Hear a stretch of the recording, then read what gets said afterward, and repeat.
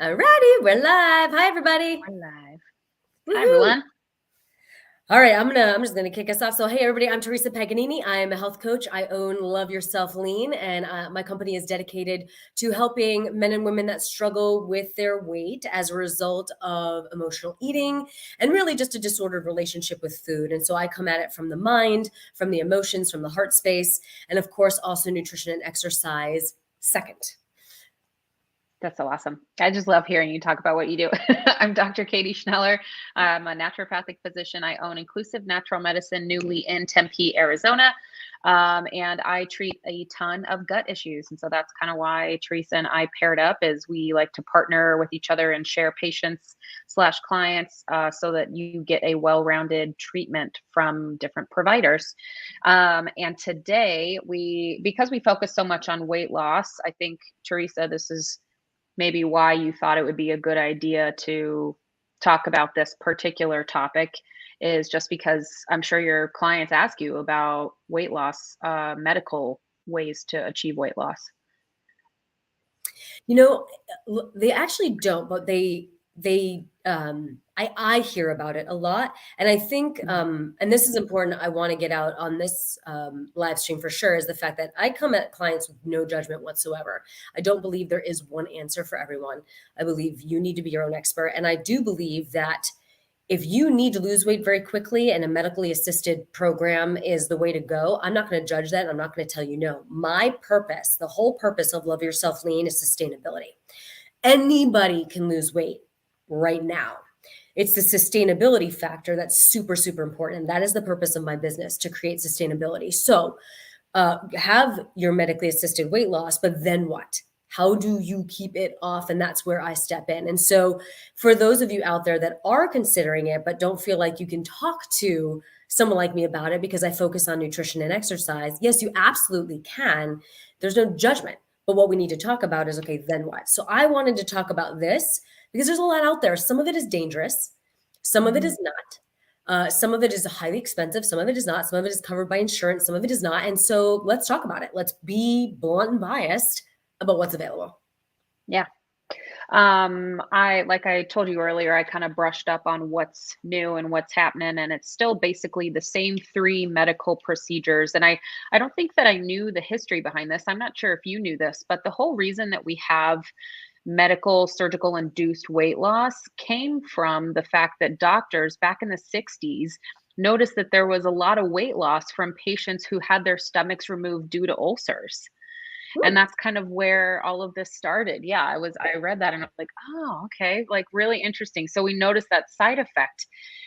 But now we have 3 different major types of surgical weight loss, all relating to the stomach. And there's a lot of problems with it. There's pros and cons of each procedure. And then there's also drugs, even if it's not a surgery. And then I think at the end, we'll kind of round up by discussing what we do naturally to help promote weight loss that's a little bit more sustainable, because as we go through these, you audience, you'll notice that it's not always permanent, the weight loss that is. And so you have these sometimes permanent surgeries, depending on which one we're talking about, without permanent effects. So yeah. Can you hear me okay, Teresa, by the way? It's cutting out a little bit in and out on my Yeah, end. you're freezing. You're freezing a little bit. Okay. I got a new computer, a new hard drive. So hopefully, hopefully you can hear me most of the time. Ignore my funny faces if my face freezes. So 3 types of surgical weight loss. The first is the gastric bypass. Second is gastric banding, and third is gastric sleeves. Gastric just means stomach. Anytime you see that that sort of prefix stands for stomach. So what's interesting, as before we go into all of these 2, is that post-surgery, the surgeons will still have you do diet and lifestyle recommendations. So most of the time you're doing these, some people are doing them, right, because they don't feel that they can make those changes, or there's something that literally incapacitates them from making dietary and lifestyle changes. But at the end of your surgeries, you're still going to be recommended to do things like avoid high fatty foods, avoid sources of sugar, avoid red meat, avoid milk and dairy. They still recommend that you sit down in a nice space 3 to 6 times a day, eating these little mini meals, really focusing on chewing your food. Because Super if slow. you don't, yeah, super slow. So these are all good hygiene things to think about anyway that can help people lose weight naturally beforehand. The issue is if you go back to eating old habits after some of these surgeries where you're eating really fast, you're eating way too much, what can happen is, well, first you can vomit. Your stomach can re expand because the stomach will still continue to expand. Just because you have a surgical procedure on it, that does not mean that the stomach stops its ability to expand. Weight gain, which negates the whole reason you underwent the knife in the first place, and you can rupture your stomach. So it's very serious. These three different types of surgical procedures, you're still going to end up with diet and lifestyle recommendations at the end anyway. So hopefully, if you're someone considering these surgical procedures, you have tried this first. Tried the natural way. But again, never any judgment. I've got a family member about to undergo a procedure. Yeah. And what I would say is definitely do your research. And like Dr. Katie and I have talked about before, look at your resources and what you're looking at. But this is I think, an easy stat to find. But look at the percentage of weight regain post bariatrics, because it absolutely will help you lose a significant amount of weight in a small amount of time. Uh, but the potential for regaining your weight is between 50 and 70%. Hmm. And so it's a very invasive procedure that will affect your eating habits the rest of your life. Simply, it's not like an optional thing. It will. So it Yeah. will affect you physically. Anyway, there's gastric dumping. There's all these things that can occur, and most of these programs, not just after, but before you go through the surgery, require you to lose approximately 50, about, it's not all the same, but about 50 pounds on your own. Hmm. Um, and at that point, if you can do that, I would highly consider continuing that, because there's no permanent damage to the body. There's no recovery time. It's about 8 weeks before you're back on fully solid, hard, normal food after Yeah. bariatric surgery. You're And on, you're on liquid sometimes before bariatric surgery. yep. Yeah. So it's not, people will say bariatrics is an easy out. I'm going to call bullshit on that, because it is not easy. So anybody Mm-mm. who says that is coming at it from a place of judgment and ignorance. Bariatrics is not easy. It's Mm-mm. enticing, but like any medication, and I've actually lost a few friends in conversations like this, but we're blunt and biased. Mhm. I believe medication is your last resort, not your first resort. So for my clients that are type 2 diabetic, I recommend diet and exercise first. And then if that doesn't work, yes, go to medication. Medication has its place. If you Yeah. struggle, right, whether it's a physical ailment or a mental ailment, try natural remedies first, try therapy first. If that doesn't work, then yes, use the medication. So for bariatrics, if you're struggling and you, even with diet and exercise, you're not losing the weight, then yes, right? It is an option for sure. But understand that even medication is not the solution. It's one tool in your Right. toolbox. And it's not long term. There are only 4 FDA approved medications for long term use, which just means longer than 3 months. It's not forever. And so it can help you lose weight. But ultimately, if it's your habits that are the problem, then, surgery and medications probably aren't the right solution for you. Did you want to go into medications at all? I've got like a little bit of info on that before we Yeah, go can for it. talk about surgeries. Okay. So, The only time that you'll get approved for these medications, by the way, and approved does not necessarily mean insurance approval. Not all the time are these drugs covered by insurance, which you had already mentioned, Teresa. So you only qualify for these if your physician knows that you've already tried diet and exercise. And there was not a time frame provided there, but they've got to know that you gave it your good college try, as they say. Your BMI needs to be over 30, or your BMI needs to be over 27, and you need to also have diabetes or high blood pressure already, because then there's the medical concerns. It's not about judgment, right? It's about the health concerns that come with obesity. From these medications, there are four, and I'll list them really briefly. But there are the same kind of side effects, which are nausea, diarrhea, and constipation, and of course, even more. But those are the most common side effects. They can be expensive, like we mentioned, and it takes about 3 to 6 months to lose at least 5% of your body weight on these. And the way that 3 out of the 4 of these meds work is by decreasing your appetite and increasing your feeling of fullness. And we can talk about different ways to naturally do that, but that's how 3 of the 4 of them work. The other one just interferes with absorption of fats. And so that's how that helps to lose weight. But one of them is called bupropion naltrexone or Contrave. The other is called liraglutide or Saxenda. The other one is Orlistat. That's the one that interferes with absorption of fats, also known as Xenical. And then the other one is a phentermine topiramate product, and its name is QSYMIA. I'm not sure how that's pronounced because I don't recommend it, but or don't prescribe it. I mean, but yeah, so those are the 4 FDA-approved medical drugs. There are other things that are used off-label, is what it's called, when a prescription is recommended for something for a side effect of what it has been known to promote. But those are the 4 specifically for medical weight loss through pharmacology. And and I'm just gonna be real here. I mean, it's kind of Yeah. like medical marijuana. There are doctors out there that's what they do. Like that is all they do. So like Right. you can go to a medical marijuana doctor who wants to prescribe marijuana licenses and you can be like, I have a headache. Okay, here you go. Right. And there's gonna be Right. doctors out there where you're like, I want a weight loss pill, and they're not gonna do their background checks. They're not gonna really care enough about you to ask the questions and to Right. check things out. And so I highly recommend, you can want what you want, but the reason why it's doctor advised and doctor covered is because there's always a side effect, whether it's a medication, whether it's a surgery, whether it's a procedure, there's always a side effect. And so instead of making an emotional decision, make an educated one and find a doctor like Dr. Katie that will actually care and guide you appropriately.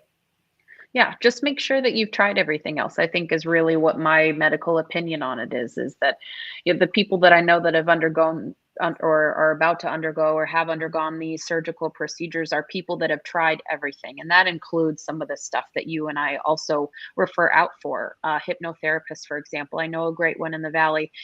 You know him too, I think, Mhm. Dr. Ralph Potter with Hypnosite. Yep. Shout out, Dr. Ralph. And he does a lot of relationship with food things as well. So it really is for people that have tried everything, because like Teresa's already said, it's not easy. This is not really like the easy way out.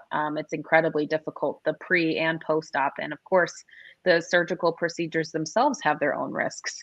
Especially if you're So overweight, you're at greater risk for complications in surgery. So yes, yeah, yeah. it's not to be taken lightly, and it's not to be looked at with judgment from those that don't struggle with their weight and are quick to judge. Right, right, exactly. And anyone who's overweight, we don't, just a little side note here, like you never know what they're going through either. It's not necessarily that they have a bad relationship with food. They could have something hormonally wrong or another chronic disease that's causing them to be overweight. And, the body can misfire in all sorts of ways. So don't judge. Don't judge. Um, So don't judge. Yeah. Oh, I was just gonna, jump into like the first one, but please, if you've got something else. no. I was gonna talk about some of the less extreme, um, potentially more affordable options that are also pretty um, advertised frequently, like B12 shots with fat Yeah, burners, sure. the HCG medically assisted type of programs and that kind of thing, because those tend to be less scary than bariatrics. You're not being cut open. Hmm. And so, right. And a lot of naturopaths that's what they do. They do the medical, the B12 fat burner shots. They do the HCG. Like that's part of what their field. I know that's not yours, but being in the field, tell me more Yeah. about it. Yeah, I do. I mean, I do those vitamin shots too, but it's not just those things. Like I don't ever really just give one recommendation for something because nature and healing works synergistically. It takes a lot of different angles sometimes to achieve results. So B12 shots, really, B12 is a vitamin that's needed for a lot of different processes that go on in the body. And so, helping with an injection or with an oral formula or just supplementation in general helps mostly with energy, mood, and sleep. And so, in that way, it's not that it's necessarily weight loss promoting, it's that it can promote your own energy stores and better sleep so that you have enough energy and stamina to get through your day, eat better because you slept better, exercise more, things like that. Now, fat burning injections, that fat burner is just kind of a term that a lot of the industry uses. What it means is the ingredients inside help to boost your metabolism. I see I'm cutting in and out. Hopefully you can still hear me. We got it. They help to boost metabolism and then decrease appetite and cravings for sugar and carbs. So in that way, right, doesn't that sound similar to what we talked about a few minutes ago? That's what the pharmacology does as well. It affects ghrelin, which is our when your belly growls, ghrelin. That's the hormone that's released. And then leptin is what is the hormone that's released that tells us when we're full. And so most of the time those fat burning injections are contained with B12 and then either 3 or 4 amino acids, methionine, inositol, and choline, commonly called MIC. And then carnitine is really the heavy hitter. And some people do take carnitine orally. It's not just in the injectable form, it can be put into IV bags. And just a side note, carnitine can cause you to have some loose stool for some people. So taking it just on its own, that is. So those are, some of the injectable forms. And then as far as the HCG goes, you and I talked about this briefly before we got on the call, but I'm not a huge fan of it. And the reason is exactly what you and I both talk about is the sustainability. I do think it works. I've seen it really work and help people. But the problem is that you're on a calorie restrictive diet extensively that I don't think is sustainable. I mean, somewhere between 300 to 600 calories a day seems crazy to me. And so you have to be careful with your exercise and not overdo it. And you have to stay extremely hydrated. And like I said, it's temporary. You're not on HCG forever. It's not approved for use for that long. Now, it can help with things like fertility and things like that. But again, that's short term use. So I don't tend to put that in, I don't do that really a lot in practice. Yeah. So the HCG guys, just so you know, it's actually um, the FDA has specifically stated it is not approved for weight loss. They Mhm. they put out some pretty strong warnings against it. So I think that's really important to know. But yes, the reason why the HCG diet works is because you're on 500 calories. Of course, you're going to lose weight. Right. Of course, So you're gonna lose weight. I Yeah. like, yeah, that's why anorexics are skinny, right? Yes, a 500 calorie diet will always cause you to lose weight. One, there's a lot of health consequences to that. There are definite consequences to your long-term health of your metabolism. Mhm. And it's not, unless you're going to eat 500 calories for the rest of your life, you're going to regain your weight. And it's going to Right. be significantly tougher to lose it. And then the guilt and shame that go along with it, because now you think the only way you can lose weight is to eat 500 pounds or 500 calories. And so every time you eat more than that, you're beating yourself up about it. It's a head game. So we've said this on many of our live streams, but any diet does work 100%. You can go on the cookie diet, the cabbage diet, the soup diet, the keto diet, the intermittent fasting diet. I don't care. They all Mhm. work as long as you're on it. If you can't find one you won't eventually go off of, you're going to regain your weight. Right. Yeah, So, that's like a big bottom line there. yeah, moral of the story, whatever you choose, you got to be willing to do it forever. And Mhm. so, and a quality of life. Are you willing to risk your health for an aesthetic? Right? Right. For some of you, weight loss is really an aesthetic goal. For some of you, it is a health goal, right? You need to lose weight Hmm. for cholesterol, blood pressure, diabetes, all these reasons. But you don't want to trade one problem for another. Yeah. Yeah. And that's really it. And, like we already mentioned with the surgical things, that you're going to end up with some healthy diet and lifestyle recommendations anyway. And if you don't, then it's not only that you're going to gain your weight back, but you could do some serious damage to yourself. So, just so that we cover those things. So, three different types of surgical weight loss involving the stomach: the bypass, the band, and the sleeve. The first one is the bypass. This is where the stomach is literally split into two stomachs. The first collects the food, and the second one is what helps create fluids to digest and pass everything to the small intestine. Both stomachs ultimately lead to the small intestine. So essentially, the effect is that you feel fuller faster, and not all of your calories that you consume are actually absorbed. But one of the cons then of this, of course, is that if your calories aren't absorbed, neither are your nutrients. So people that get the gastric bypass, if you're someone who has had that, or someone who has, I'm hopefully you are on a multivitamin or nutrient replacement for the rest of your life. This is not, it's not a temporary thing. Um, a pro for the bypass is that within 6 months, you lose up to 50% of your total weight loss that you're going to lose over the next 2 years. So it's pretty rapid. But the con then is, with such rapid weight loss, you can get things like high blood pressure, sleep apnea. You're actually more predisposed for developing type 2 diabetes. Um, and like I said, really the other con is just that some of your nutrients are not absorbed because some of those calories aren't absorbed. And this one is the only one also of the three that comes with the risk specifically for blood clots, infections, and well, it's not the only one, but gallstones specifically. When you do the band, you're also at risk for an infection because the band is literally a foreign object placed around the stomach.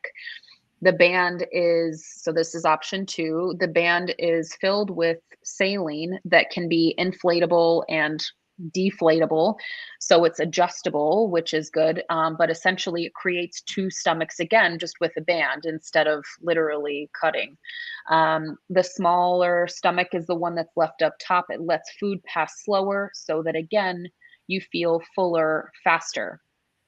Because it's a fluid filled band, it can be adjusted. So it can be tightened, it can be loosened. It's technically safer, and you have a faster recovery. The con is then the weight loss takes a little bit longer, and the band can slip, it can leak, and that can cause, again, infection or pain. And you might have to go back under the knife again to get it removed if you're a person who hasn't done well with foreign objects inserted into your body. And then finally, we have the sleeve, which removes 3/4 of your stomach, essentially leaving what looks like a sleeve of your stomach connecting your esophagus, which is the tube from your mouth down into your chest that carries the food that goes again to your small intestine.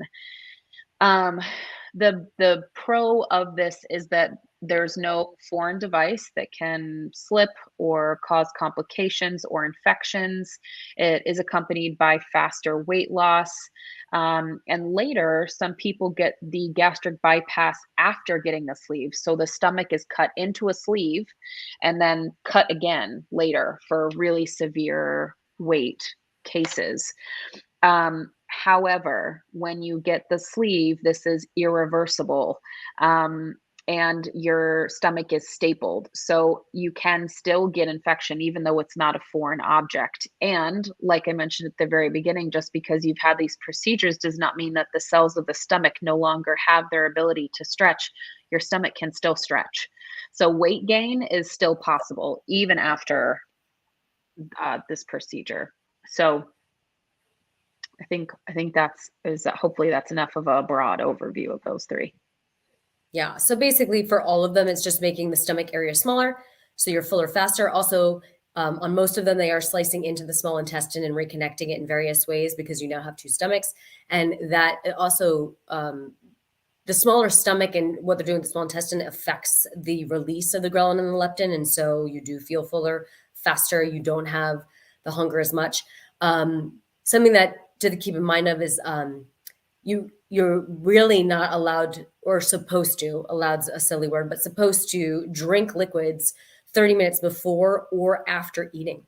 Your stomach is so small that if you drink within 30 minutes before you're supposed to eat, you may get so full you can no longer then eat at all, and you're not getting any nutrition. And the digestion also gets interrupted between the two. So there's just a lot of rules post-surgery to take into consideration if you do it. And it may be absolutely worth it, but definitely do your research and understand the entire process, not just the surgery itself, but what is required of you leading up to it and how you will then have to live your life, the rest of it, when you make that choice. Mm-hmm.